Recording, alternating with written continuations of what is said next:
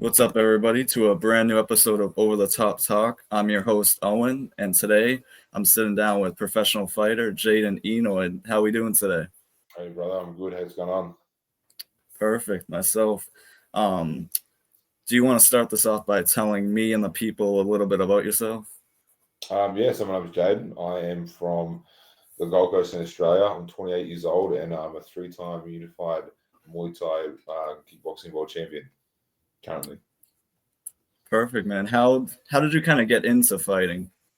So basically, I was in grade 9. I was 13 years old, and one of the other boys from school was doing it. He's doing like MMA, and it sounded like something I wanted to be interested in. So I ended up going down when I was 13 to the gym, and I kind of just never looked back after that. I just knew then and there that this is exactly what I wanted to do with my life. And would you say whenever you're going into a ring, do you feel any pressure?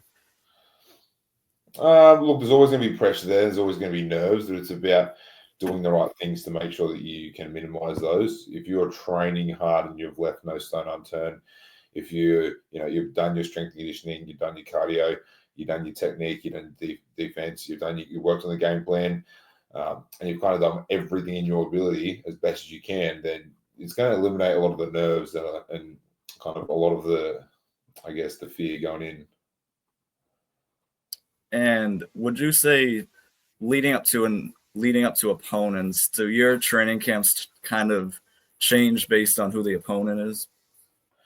My training camps don't really change too much. I've always got a set strength and conditioning routine, a set Muay Thai routine, a set kind of sparring routine. Everything is kind of set in stone what I do.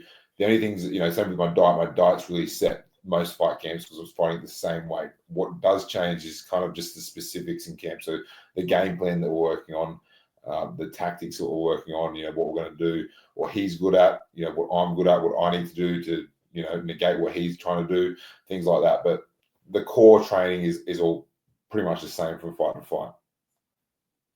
Perfect. And I've had a lot of fighters on here to talk about making weight.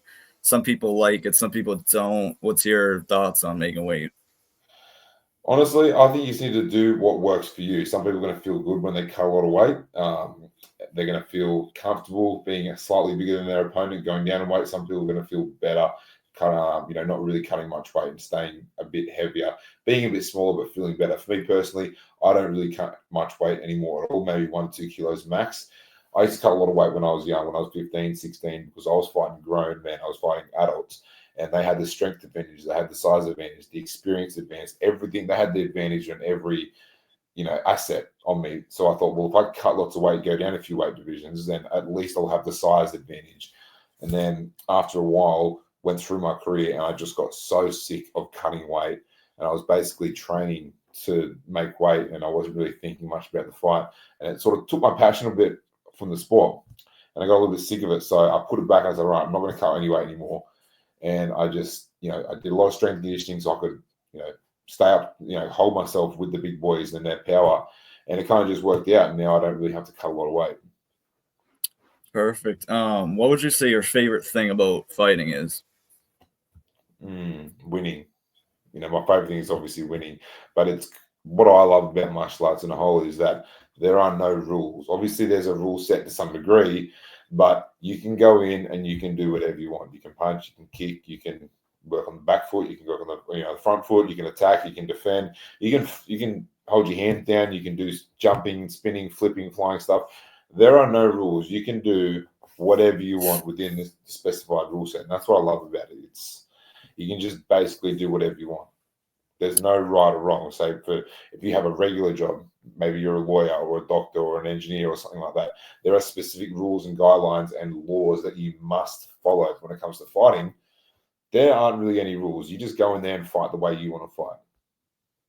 And what would you say something you don't like about fighting?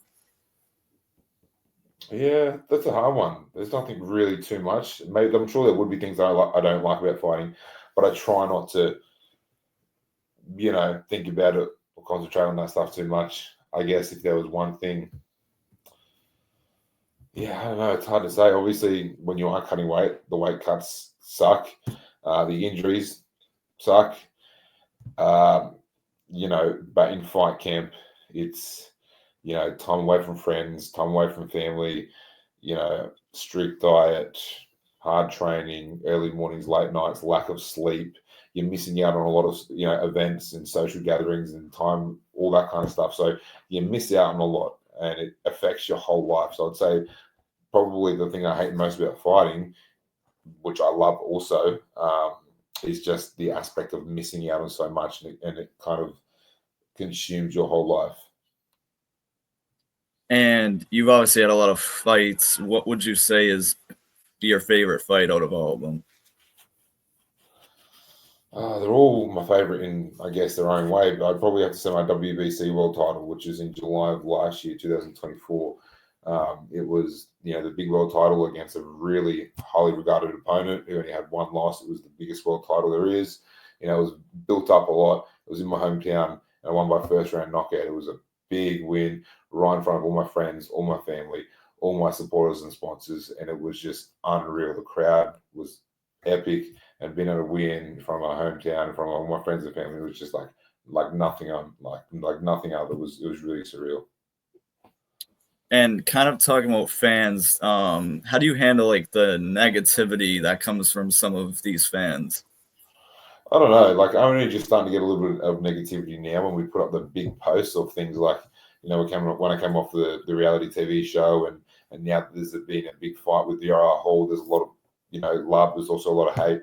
But to be honest, there's no real hate that's actually legitimate. Like, you go onto these people online, for example, that might put a hate comment. You go onto their profile and they're a fat, overweight old man who's probably low test and just hasn't got anything going for him in life, has never walked into a gym, is probably miserable and broke.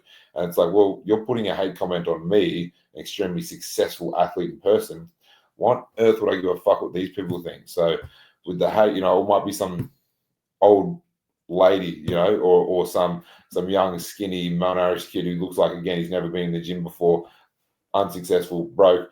Like, you have a look at all these people who put comments on, hate comments online. They're not anybody to really be worried about, because you have a look at them and they're exactly where they are for a reason, because they're too busy online putting hate comments on people who they wish they were, or at least they wish they were like.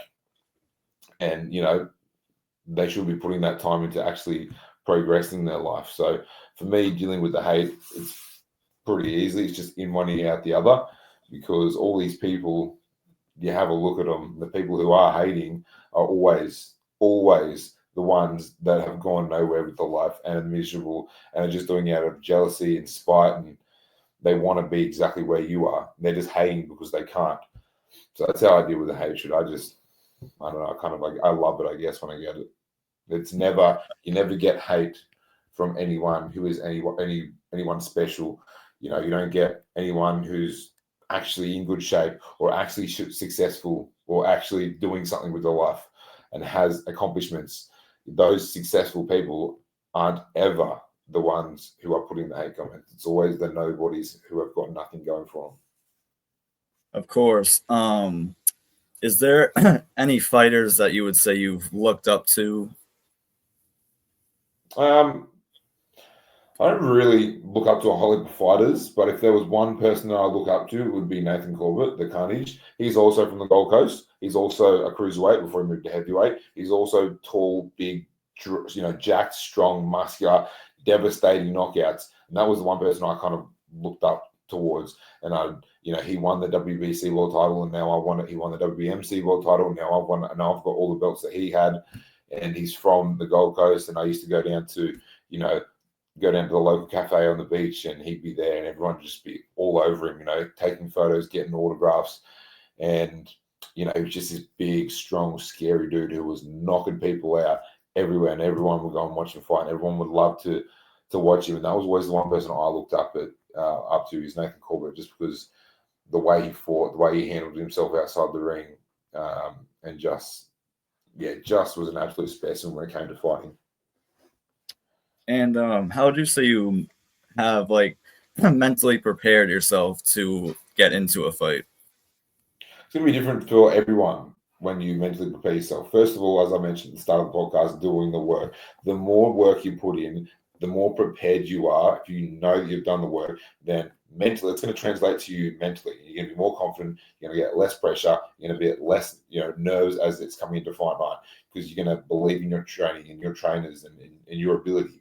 So first and foremost is doing the work and actually, putting in the work properly. Because at the end of the day, when it gets to the end of the fight camp, you'll know whether or not you've cut corners. Deep down inside. So first and foremost, do the work physically, and that will translate to your mental confidence. Secondly, I'd say is just visualization. This is one thing that's kind of underrated. You got to be doing your visualization training. You got to be, focused, and you got to see the outcome before it actually happens. And you have to repetitively think about the things that you want to happen. Visualize the outcome that you want. And who are some opponents you kind of want to face? To be honest, there isn't anyone in particular. There is everyone that I want. I just wanted because they had the belt. Like my guy I fought last year, Gerardo Atti. I wanted to fight him because he had the WBC world title, so I fought him. I fought the year before that, fought a guy for the WMC world title and defended it. Now I've got all the belts, so there's no one out there who stands out to me in the way of fighting. There was this Uriah Hall fight. Obviously, Uriah Hall go online commenting this and that about me, saying that he was going to knock me out and saying that he wanted to fight me and all this kind of stuff. And then they released a poster about it. And as soon as they released the poster about it, he went quiet and bitched it. So it's like, obviously he knew when he realized that he might actually have to fight me, and he knew that the fight might actually happen, he went running. So it's like, don't talk that shit unless you're going to be about that shit. For me, there's nobody who stands out. I'd like to smack that Uriah Hall, but apart from him, no one really stands out to me at the moment. I just get whoever I'm given.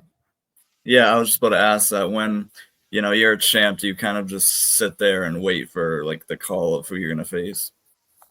Yeah, I mean, there's always a lot of options because I'm a little bit diverse now. So I'm fighting at 90 kilos and 86 kilos. I'm fighting in Muay Thai, kickboxing, K1, and in karate combat now. So I'm fighting in two different weight divisions across two different weight divisions across three different combat sports. So now there's offers from Barcelona, Germany, Japan, go back to America again this year. We've got a couple in Australia. So we've got even America now. So we've got offers from all these different countries, and we just kind of pick and choose which ones we want. So being the champ and, having, I guess, that reputation, there's a lot of people who want to fight you, and you just kind of get all the cards and you just pick the ones that you want to choose.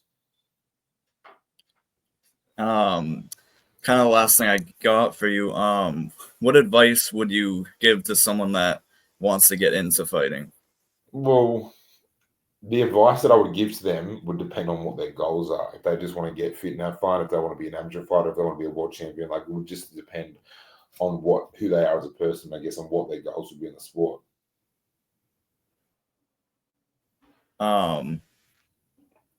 So that's all I got for you. But for everyone that comes on, we allow them to kind of shout out whatever they want, whether that's family, their team, social media, stuff like that. So I'll give you the floor to do that. Yeah, wicked. Well, first and foremost, doesn't matter what your goals are. If you want to get fit, if you want to have fun, if you just want to get some mental focus and mental clarity, if you want to become a world champion fighter, if you just want to have one amateur fight, doesn't matter what it is, just remember to train hard and enjoy the process. That's the advice that I would give to all of you guys. In the way of shout outs, you guys should know where to find me. Just pop in my name onto Instagram. Otherwise, Fighter without the E. It's a page I run for online Muay Thai platforms, so kickboxing, Muay Thai. It shows you basically it's a school for combat sports athletes where you can go on there, you can learn about striking, you can learn about mindset and mentality going into a fight. There's a whole nutrition warehouse and library in there. And there's even strength and conditioning exercises to make sure you are a strong, explosive, powerful fighter. So that would be my shout outs for anyone looking to level up their fight game, whether it's mentally or physically. Perfect, man. I mean, I thank you for coming on. You fighters are what kind of makes my podcast what it is. So I always love talking to you guys, hearing different stories. So I thank you for your time. Pleasure, bro. Well, thanks for having me on. And everyone else out there watching, make sure you're kicking ass, training hard, and getting after it. Perfect. I'll throw all his links below. I'll throw our links down below. Follow us both, and I'll see you all in the next one. Thank you, everybody. Have a good day.